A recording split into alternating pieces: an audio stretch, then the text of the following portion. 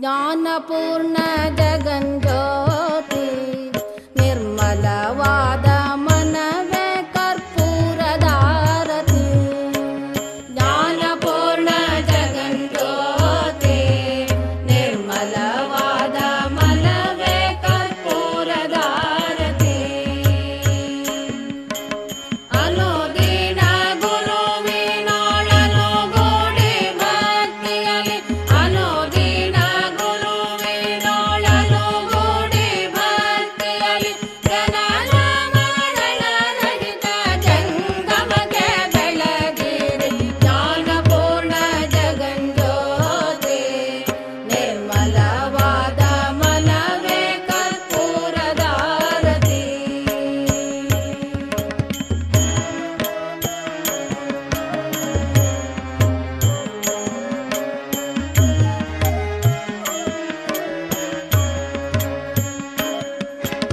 ನಾನೇನೆಂಬುದ ಬೇಡಿರೆ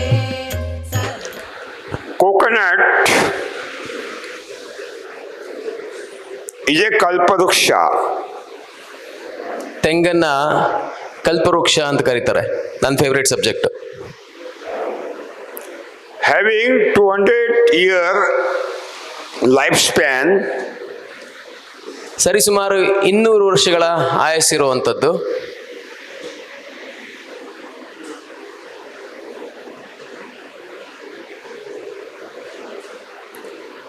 giving the fruits every year, coconuts, ವರ್ಷ ಇಡೀ ಅಥವಾ ವರ್ಷವೂ ಹಣ್ಣನ್ನ ಅಥವಾ ತೆಂಗಿನಕಾಯಿಗಳನ್ನ ಕೊಡುವಂಥದ್ದು. every month ಪ್ರತಿ ತಿಂಗಳು the nuts are developed. ಪ್ರತಿ ತಿಂಗಳು ತೆಂಗಿನಕಾಯಿಗಳು ಉತ್ಪಾದನೆ ಆಗ್ತದೆ.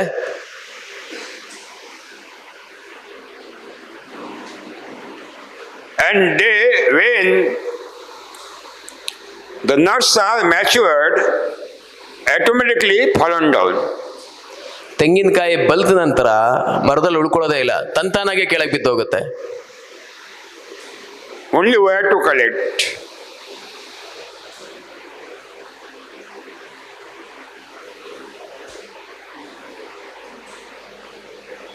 No wild animal eat the nut. ಯಾವುದು ಕೂಡ ಕಾಡು ಪ್ರಾಣಿಗಳನ್ನು ಆ ತೆಂಗಿನ ಕಾಯಿಯನ್ನು ತಿನ್ನೋದಿಲ್ಲ. The nuts are not eaten by the wild animals. ಕಾಡು ಪ್ರಾಣಿಗಳು ಈ ಬಲಿತ ಕಾಯಿಗಳನ್ನು ತಿನ್ನೋದಿಲ್ಲ. ಮೊಟ್ಟೆಕಾಯಿ. The nuts are not eaten by the birds. ಬಲಿತ ಉದುರಂಥ ಕಾಯಿಗಳನ್ನ ಯಾವ ಪಕ್ಷಿಗಳು ತಿನ್ನೋದಿಲ್ಲ.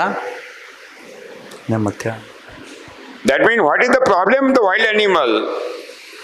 It is not become problem in the coconut.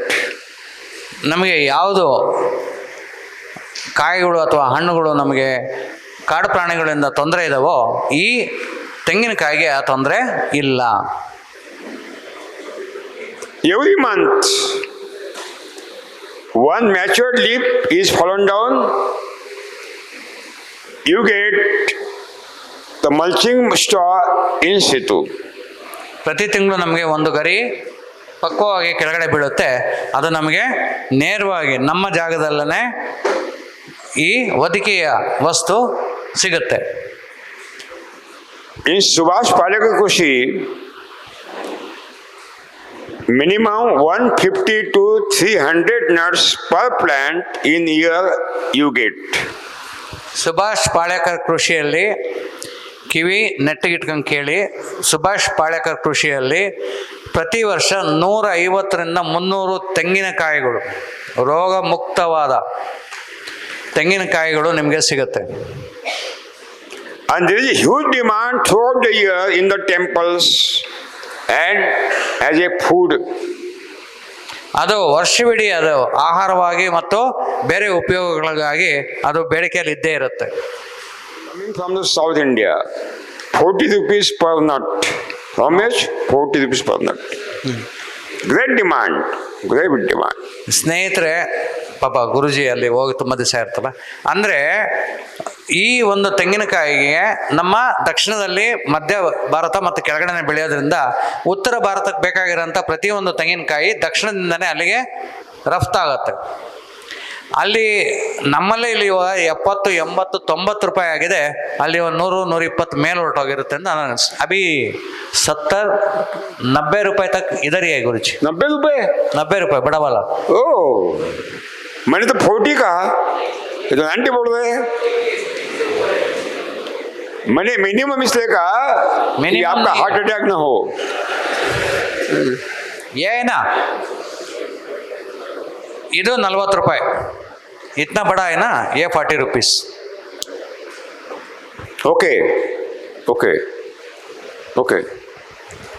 The coconut oil and safflower oil are the best edible oil for human health. ತೆಂಗಿನ ಎಣ್ಣೆ ಹಾಗೂ ಕುಸುಬೆ ಎಣ್ಣೆ. ಸ್ಯಾಫ್ಲಫೋನ್ ಅಂದರೆ ಕುಸುಬೆ. ಇವನು ಯಾವನು ಮರ, ನನಗೇನು ಮಾಡ್ತೇನೆ ನೀನು. ಕುಸುಬೆ ಎಣ್ಣೆ ಹಾಗೂ ತೆಂಗಿನ ಎಣ್ಣೆ ಮನುಷ್ಯನ ಸೇವನೆಗೆ ಅತಿ ಉತ್ಕೃಷ್ಟವಾದ ಎಣ್ಣೆಗಳು.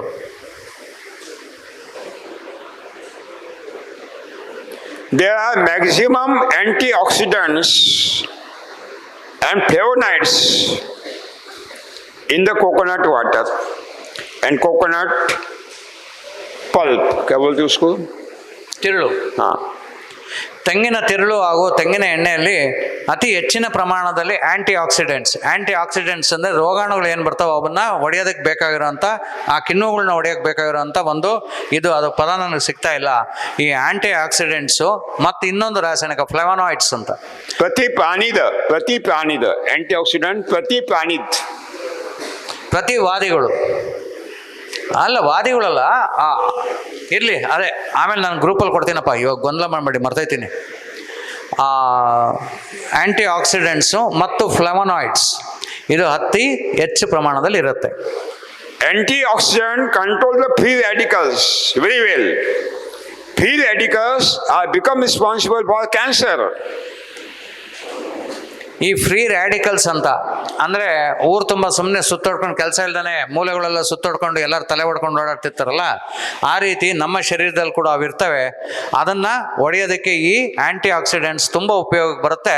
ಇದರಿಂದ ನಮಗೆ ಆರ್ಬುದ ರೋಗ, ಕ್ಯಾನ್ಸರ್ ತಡೆಗಟ್ಟಲಿಕ್ಕೆ ಸಾಧ್ಯ ಆಗುತ್ತೆ. And when you eat the coconut, white coconut or dried coconut, and also the coconut water, the pigments which are deficited in your hair, they are getting available and your hair become very black throughout the life. ಸ್ನೇಹಿತರೆ, ವರ್ಷವಿಡೀ ನಿಮ್ಮ ಕೂದಲು ಬಿಳಿಯಾಗಿರುತ್ತೆ, ಕಪ್ಪಾಗಿರುತ್ತೆ ಯಾವಾಗ ನೀವು ತೆಂಗಿನಕಾಯಿ, ತೆಂಗಿನ ಎಣ್ಣೆ ಹಾಗೂ ತೆಂಗಿನ ಎಳ್ನೀರನ್ನು ನೀವು ಸೇವಿಸ್ತಿರೋ. ನೀವು ಶಿವನ ಪಾದ ಸೇರೋವರೆಗೂ ನಿಮ್ಮ ಕೂದಲು ಪೂರ್ಣವಾಗಿ ಕಪ್ಪಾಗಿರುತ್ತೆ. ಕೇರಳದವರೆಲ್ಲ ನೋಡಿ ತುಂಬ ಕಪ್ಪವರು, ನಗ ವಿಷಯ ಅಲ್ಲ. ನಾವಿಲ್ಲಿ ಅರ್ಬರ್ಕ್ದವರು, ಅದಕ್ಕೆ ನಮಗೆ 60 ವರ್ಷಕ್ಕೆಲ್ಲ ಬೆಳಿಗಾಗ್ಬಿಡ್ತವೆ. ಕೇರಳದವ್ರಿಗೆ ಆಗಲ್ಲ, ಮಹಾರಾಷ್ಟ್ರದವ್ರಿಗೆ ಆಗಲ್ಲ, ಆ ಭಾಗದಲ್ಲಿ Konkan ಭಾಗದವ್ರಿಗೆ. And there is huge industry of the rope and all other products from the shell of the coconut. When you withdraw the dried coconut, rest of the material is utilized in huge industries.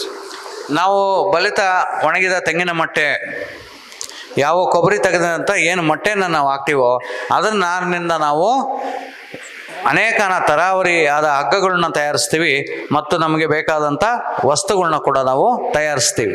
खाएगा बेटे का बेटा खाएगा, बेटे का बेटे का बेटे का बेटा खाता रहेगा 200 साल तक. ಈ ತೆಂಗಿನ ಜೀವಿತಾವಧಿ 200 ವರ್ಷ. ಹಾಗಾಗಿ ನೀವು ಒಮ್ಮೆ ತೆಂಗಿನ ಮರ ಸಸಿಯನ್ನು ನೆಟ್ಟಿ ಅಥವಾ ಕಾಯನ್ನು ನೆಟ್ಟು ನೀವು ತೆಂಗಿನ ಮರ ಬೆಳೆದ್ರಿ ಅಂದರೆ ನೀವು ಮಕ್ಕಳು, ಅದಾದ ನಂತರ ಮೊಮ್ಮಕ್ಕಳು, ಮರಿ ಮಕ್ಕಳು ಕೂಡ ತಿನ್ಬೋದು. ಗೊತ್ತಾಯ್ತಾನೆ? ಹೇಳು ಮಗಿ. Now minimum 150 nut per plant And now Prasanna says 90 rupees, 50 rupees price average. What is the cost? 7,500. 150 multiplied by 50. 7,500. 7,500 from one plant. In this model, we are getting 40 plant of the coconut in 1 acre. 7,500 multiplied by 50, 40, कितना होता है? 3 ಲಕ್ಷ ಅಷ್ಟ 30,000 3 ಲಕ್ಷನಾ?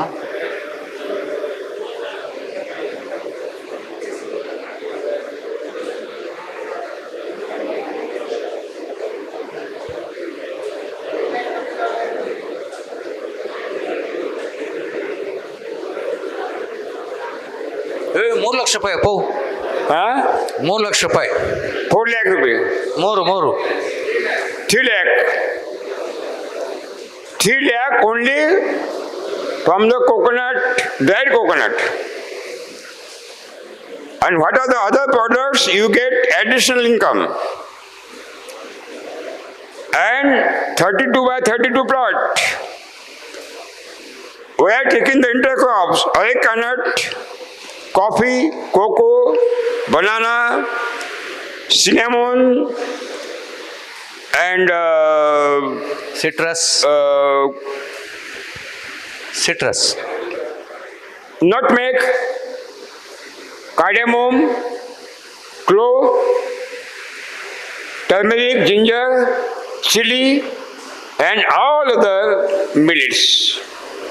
That means calculate, we will get 6 lakh rupees per acre every year from 1 acre model.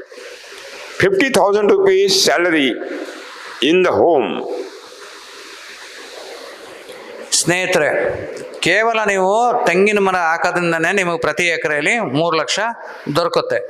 ಆದರೆ ಸುಭಾಷ್ ಪಾಳೇಕರ್ ಕೃಷಿ ಮಾದರಿಯಲ್ಲಿ ನಾವು 40 ಗಿಡಗಳ ತೆಂಗಿನ ಗಿಡಗಳನ್ನು 32 ಅಡಿ ಅಂತರದಲ್ಲಿ ಹಾಕ್ತೀವಿ.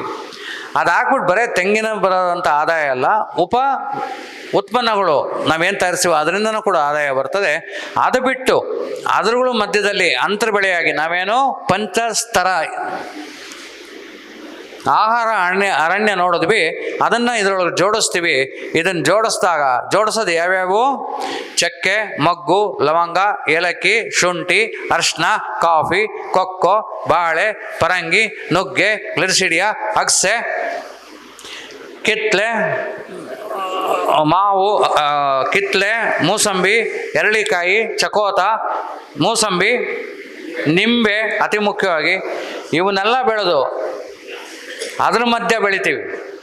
5 ಸ್ತರಗಳೆಲ್ಲ ಒಂದು ಜೋಡಿಸ್ತೀವಿ ಅಂದರೆ ನೀವು ಕಳೆದೋಗ್ಬಿಡ್ತೀರ ಅದೇನಿರುತ್ತೆ ಅಂತ ಅಂದ್ಬಿಟ್ಟು ಆ ಸ್ತರದಲ್ಲಿ ಜೋಡಿಸಿ ನಾವು ಬೆಳೆದಾಗ ಬರೀ ಕೇವಲ ತೆಂಗಲ್ಲೇ 3 ಲಕ್ಷ ಬರುತ್ತೆ ಅಂತ ಅಂದಾಗ ಇದನ್ನು ಮುಂದುವರೆದು ಬೆಳೆದಾಗ ಅಡಿಕೆ ಇವನ್ನ ಮುಂದುವರೆದು ನಾವು ಅದರೊಳಗೆ ಮೆಣಸು ಕೂಡ ಬೆಳೆದಾಗ ನಮ್ಮ ಲೆಕ್ಕದ ಪ್ರಕಾರ, ಕರ್ನಾಟಕದ ಲೆಕ್ಕದ ಪ್ರಕಾರ ವರ್ಷಕ್ಕೆ ಕನಿಷ್ಠ 18 ರಿಂದ 25 ಲಕ್ಷ ರೂಪಾಯಿ ಆದಾಯ ಬರಬೇಕು.